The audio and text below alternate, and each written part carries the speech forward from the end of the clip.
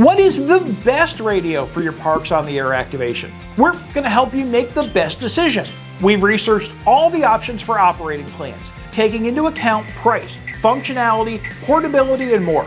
And we really did put a $90 radio in our top 5 list. Find out more coming up.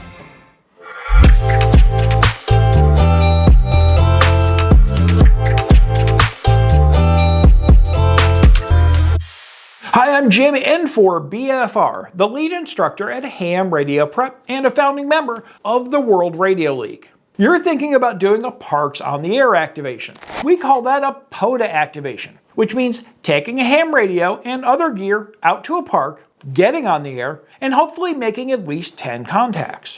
One of the biggest questions is, do I need a special radio for POTA? Well, the short answer is no. The longer answer is that the radio you use in a park will depend on what mode you want to operate in and how much transmit power you want to use. Now, when we say mode, we mean sending a signal via Morse code, digital, or voice. So let's start there. One thing before we do. Here's a reminder of how we do things at Ham Radio Prep. We do not get paid to recommend any radios. All the ones we discuss are based on our research and discussions with other hams. However, we may get a commission if you buy via links in our content. Okay, let's start small.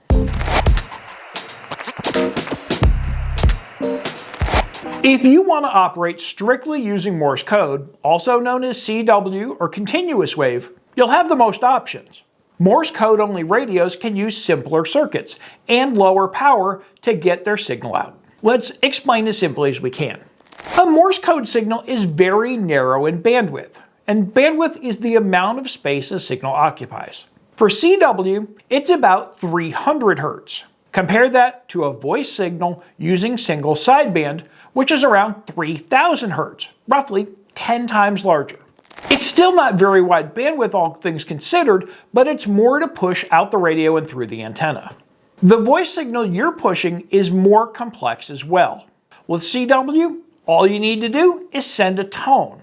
With voice, you need to encode and transmit a much more elaborate signal to allow for the various tones in speech. So, if you don't use speech, you can be more efficient with your equipment. If you're wondering about digital, well, it falls closer to CW in efficiency. That's where these really handy CW-only radios come into play. One of the newer and sleeker versions is the Elecraft KH1 that came into the market over the past few years. It's an antenna, transmitter, receiver, and CW paddle setup all in one unit. That's not much bigger than a basic FM handheld. James N0WRL, our World Radio League founder, got a demo in Orlando.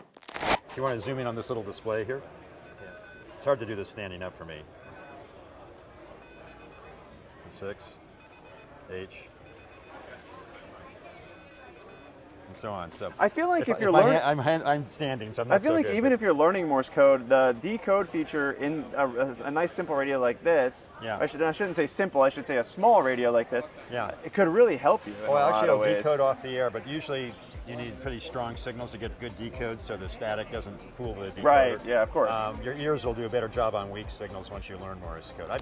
This radio will transmit CW on the 15 to 40 meter bands. Convenience comes with a price. This kit with battery is currently about $1,300. A ham radio innovator in the world of small QRP radios is Steve Weber, KD1JV. My friend Newton White, N4EWT, is a big fan of these radios. I watched him use a number of these small rigs in the past to fuel his portable CW operations.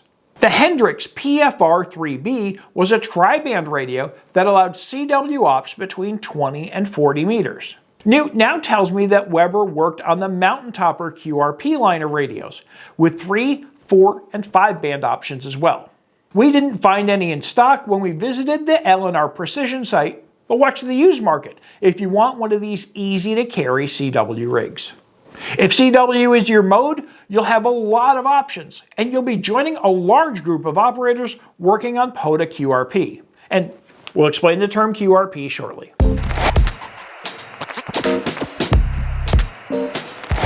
There are also super compact multi-mode radios on the market.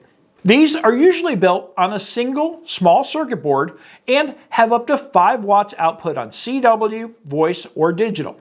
Here's a super low price one we haven't tested.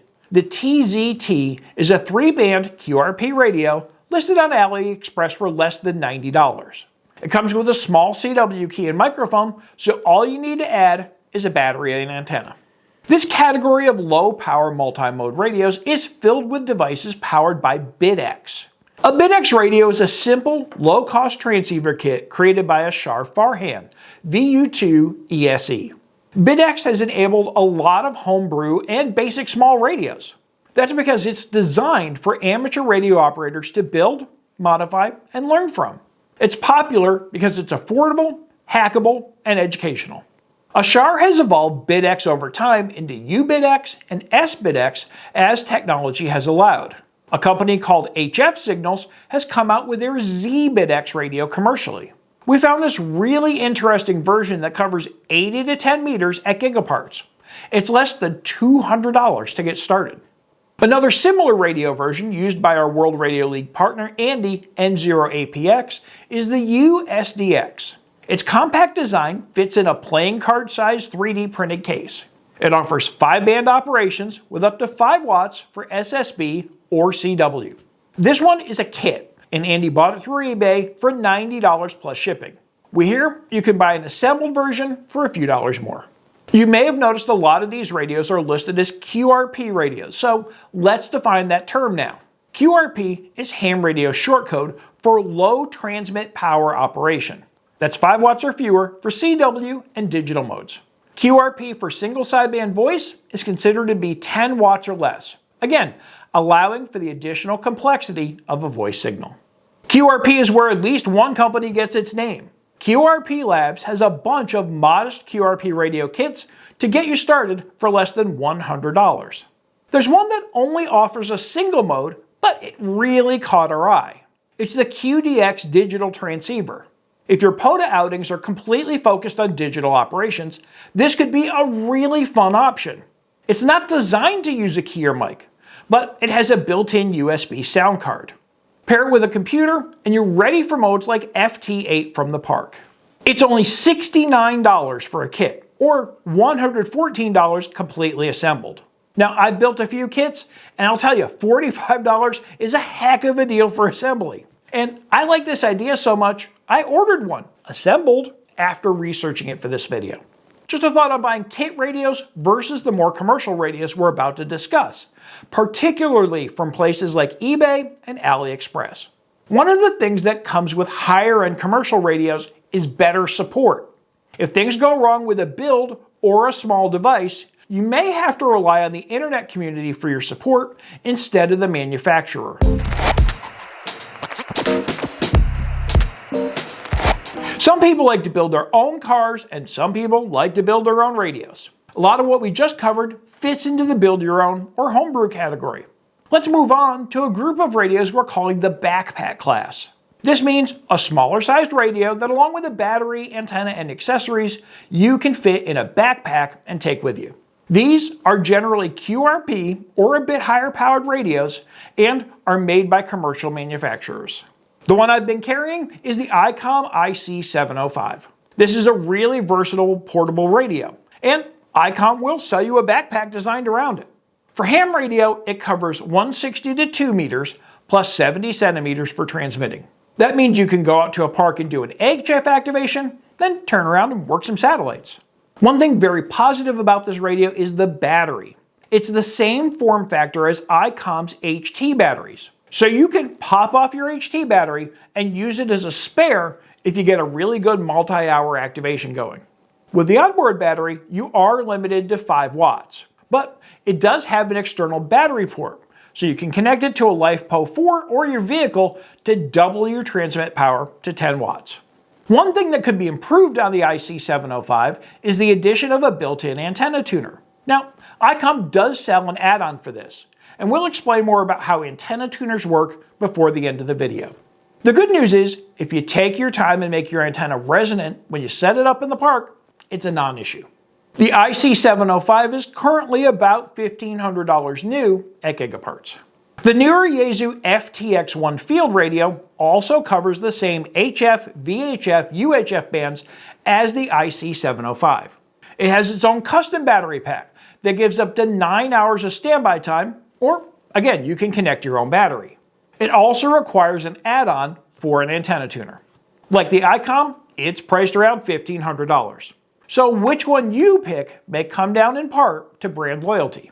But Yaesu is giving you another reason to choose them. This can be a 100-watt radio as well. If you step up to the $1,900 version, the FTX1 Field basically becomes the head unit of the FTX1 Optima. This could lead to some interesting scenarios. Maybe the Optima base unit lives in your shack while the FTX1 Field gets popped off and taken to the park in your backpack.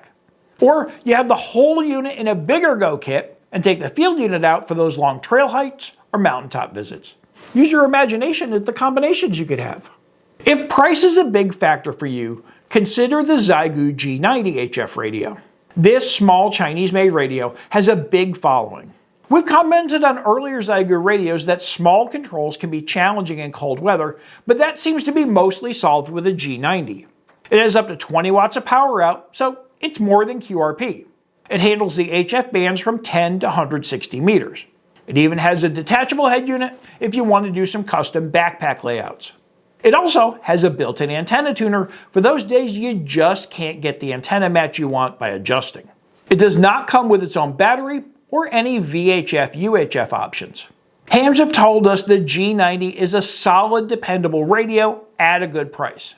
We found it for around $400 in a bundle from Radiodity. There are other backpack options available as well. Some longtime versions include the Yaesu FT817-818. It's been in this class for more than 10 years and has a great following. This radio runs about $700 new if you can find it. It has been discontinued. Now, you may find these used, but not a lot of people seem to be giving them up. That says something about the quality. Elecraft has a couple of real nice backpack radios as well. They're called the KX2 and KX3. Which one should you choose? Elecraft does a nice job of explaining this on their website. If you want something more portable, the KX2 will do 80 to 10 meters at up to 10 watts and weighs less than a pound. You can get an internal antenna tuner and you can attach the CW paddle right to the front. The KX3 is a bit more expandable. This covers more bands from 160 to 6 meters. You can think of this a bit more like the Yaesu FTX1 Optima.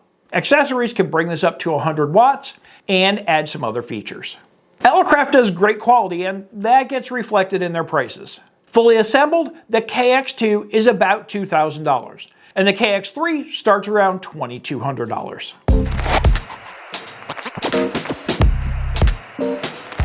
If you're interested in POTA operating via voice, you will really want to consider a 100 watt radio. The difference between 10 and 100 watts is about 6 dB. That's 1 to 2 S units depending on the meter. Now, a dB is a decibel or measure of power. Hams give signal reports an S unit, and 1 S unit represents around 6 dB. So you might go from a 5.5 report to a 5.6 report with your extra power output. That extra power can make all the difference when the noise on the bands is hovering right around S5. But it feels like so much more when you're straining to make those last couple of contacts via QRP from a remote site. Now, just about any ham radio transceiver is portable if you want it to be. We haven't met any hams that want to carry a Yaesu FT-DX101 out to a park yet. That 200 watt version runs almost 32 pounds. Not terrifically portable for your daily activations. And we'll put things like the new Flex Radio Aurora in this list as well. So what's a good radio in this class you can buy today? We asked our ham radio prep alumni what they were taking to parts, and here are a few options they told us about. The radio our alumni mentioned the most was the Yaesu FT891, so let's take a look at that. This 100 watt HF radio is not huge. It's less than 9 inches on its longest dimension and weighs a little over 4 pounds. There's no antenna matching, but that can be added with additional gear. As of this writing, the radio new at Gigaparts is $640. and you can add the branded antenna tuner for another $335. A newer and slightly higher end option from Yaesu is the FT991A. It covers the HF bands and adds 2 meter and 70 centimeter options. You'll also go from a small monochrome LCD screen to a big color screen that can show a pan adapter, which is also called a waterfall. The waterfall feature lets you visualize parts of the bands to see where there are active signals. The FT991A includes an antenna tuner and weighs in at almost 10 pounds. You can pick it up for about $1,300 at Gigaparts. We've used the ICOM IC7300 as our radio in several of our video series, including the HF Masterclass, where we teach the basics of HF operating. We have no trouble endorsing this radio again as a great POTA option. It lists for around $1,400, but we've seen it on sale as low as $1,000 new. A strictly HF and 6 meter radio, it gets all the basics right with a nice big display that can show a waterfall, a built-in antenna tuner, and solid construction you won't worry about in a park. Keep an eye out for the new IC7300 Mark II. Most of the enhancements won't make a difference to many POTA operators, but the CW decoder and USB-C options could be useful. Either one will make a great parks radio. Next on our list, we're going to add any other older HF radio. This means Kenwoods like the TS590 line, the ICOM IC7600, or the Yaesu FT897, my first radio. These have proven to be great reliable radios, and when budget is a concern, can be found at Hamfests in the $400 to $500 range. Another option might be an older Elecraft radio. I have a K3 I take to parks on special occasions. You might find one of those used at around $1,200. These also make a good option as your second HF radio. If you're reluctant to dismantle your ham shack for every park outing, think about a good used radio for your POTA fun.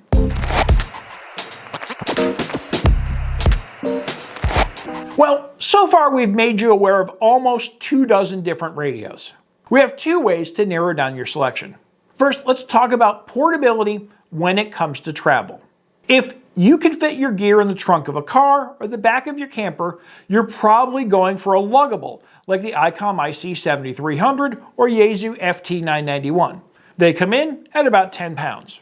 You have plenty of room to pair these up with a nice LifePo 4 battery, or just run them off your vehicle. In fact, I've got power poles in the back of my truck that allow me to set up and use its hybrid battery.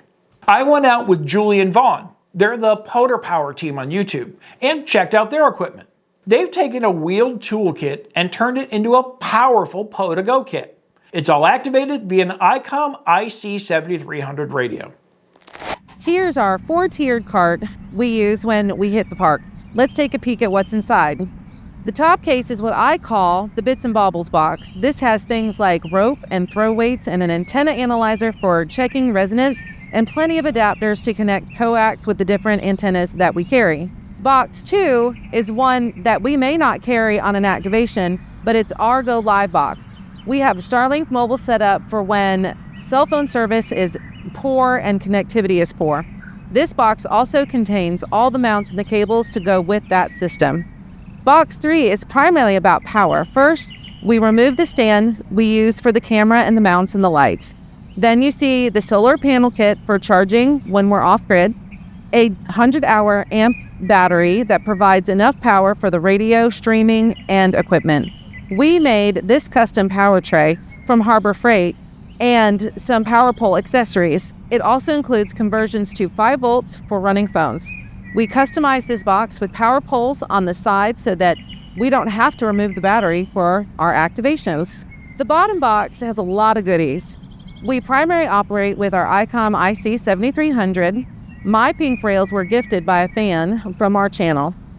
We keep several runs of coax, but the 25 yellow Mezzi Poloni is the go-to version. The nice part about the yellow coax is the safety factor built in.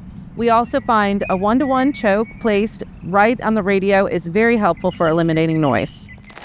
So if space and weight are not an issue, grab a Luggable 100-watt radio and give yourself all the options you desire. When are you going to use a backpack-sized radio? For me, I like having a small form factor for everyday travel or to take on a plane. I know hams who take their IC705s with them to activate parks in other states. Others might like to have a backpack-sized kit on a camping trip, or just don't need 100 watts of power so they can handle something smaller. That might be because they're focused on CW or digital operation where you can pack that power into a smaller bandwidth. Here's an example. One of the hams I follow on social media is Jim, N4JAW. He's also known as Ham on a Bike. So if you're a ham on a bike, you want to keep your total kit light. I noticed Jim uses the QCX Mini from QRP Labs. It's 5 watts and CW only for less than $60. Another ham with a small footprint is K4SWL. We featured him and his Elecraft KX2 in our video about learning CW. He's got a 13-ounce radio fitted with the optional internal battery and the external Morse code paddles, as well as a telescoping antenna. It's very lightweight and an ultra-portable setup for CW. Any of the BitX or mountaintop radios with an external battery would be roughly the same size in your kit. So, in addition to the mode of operation being important, how you'll get there is just as important. Think about the journeys you'll make with your gear as you choose your radio.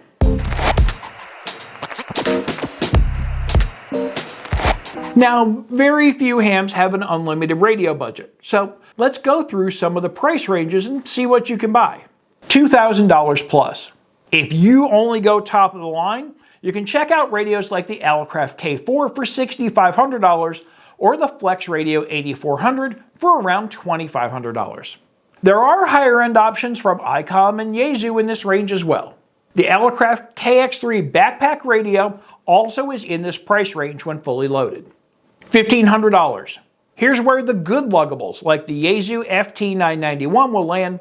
Also, the ICOM 7300 is in this price range when not on sale.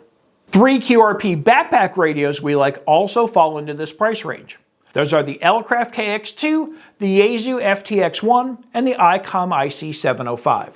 While the basic KX2 from Elecraft is around $1,200, adding the battery or tuner option lands you at this price. Or if you want the coolest QRP CW radio on the market, the Elecraft KH1 is $1,300. $1,000. We can see why our alumni like the Yaesu FT891. At under $700 before accessories, this is the little luggable that can do a lot. Let's hold off and talk about accessories in a minute. Sub $500. The backpack size Zygu G90 after shipping and finding a battery will end up in the $500 range. Below that, you'll find several of the mountaintop QRP radios we discussed. Most of the small form factor BitX radios are based around a couple of $100 or less. You can also find some used HF radios in this range. Budget, performance, and quality will all play a role in the price you pay.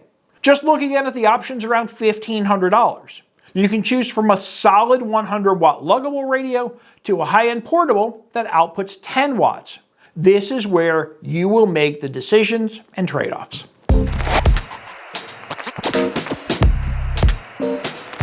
Let's talk about several operating items you might want to carry with you in your kit.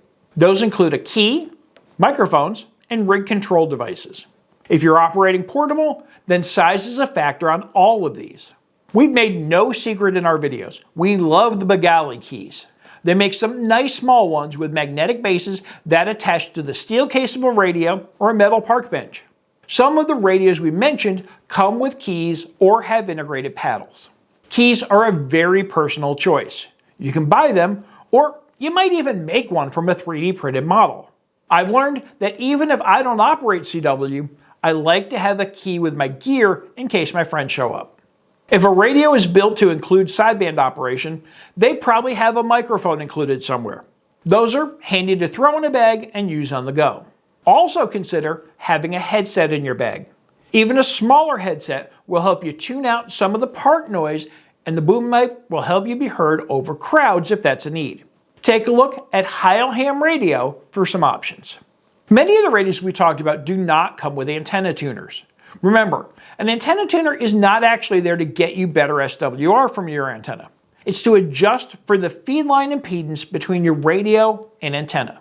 From our experience in talking to fellow hams, the LDG Electronics line of tuners are great third-party options.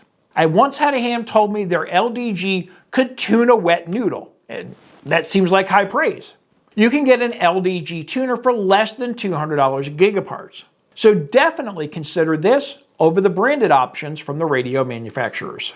We usually pack a computer or tablet with us for activations too. We can connect it up and use the World Radio League logger to track our contacts. Or if we're in the mood to do some digital operations, we're all ready to go there too. Pack a cable to do that computerized rig control. All the higher end brand name radios we discussed have this option. Plug it in and test it before you go to save yourself some hassle when you're setting up. So, what are the top 5 radios we would buy for our personal POTA activations? Let's go by category. Small form factor. Andy, N0APX, really endorses his USDX radio. It is a kit, but for $90, you might want to learn to solder. While we haven't tested this, for something assembled, the HF Signal Z-BitX we found at Gigaparts looks like the best option to experiment with, and it's only $200. If money is no object, I'd probably learn more CW just to use the Elecraft KH1, which is $1,300. Backpack. I've personally owned the Elecraft KX2 and KX3, and as I look back, I'm not really sure why I sold them because they're great small radios. We recommend carrying the ICOM IC705. In its native backpack, it's not inexpensive at almost $1,700, but I have one and I feel like I can easily stash it in my truck on a trip. This lets me activate when the mood strikes me. I used the pack to hold my antenna, a 10 amp hour LifePo 4 battery, and a couple of accessories. It's a really portable solution. Honorable mention goes to the Xiegu G90 here. Andy and others tell us very good things about its 20 watt performance. If you want to save $1,000 on a backpack kit, give this a hard look. Luggable. This one is another team decision. When we narrowed down our decision to the ICOM IC7300 and Yaesu FT991, it came down to the ICOM features. The winner among the team is the ICOM 7300 by a nose. But seriously, you won't go wrong with either one. If you need VHF, UHF options, pick the FT991. Otherwise, you may just want to watch the sales. If you're not brand loyal, you might find one or the other for a few $100s off. That could tip the scales. So, our ham radio prep top 5 radios for POTA are the USDX kit for $90, if you're ready for some real small form factor QRP action. The HF Signal Z-BitX for $200 for experimenters and price-sensitive operators. The Xiegu G90 from Radioddity, a $400 sweet spot of portability and lower power. The ICOM IC705 for the best backpack arrangement and system, starting at around $1,500.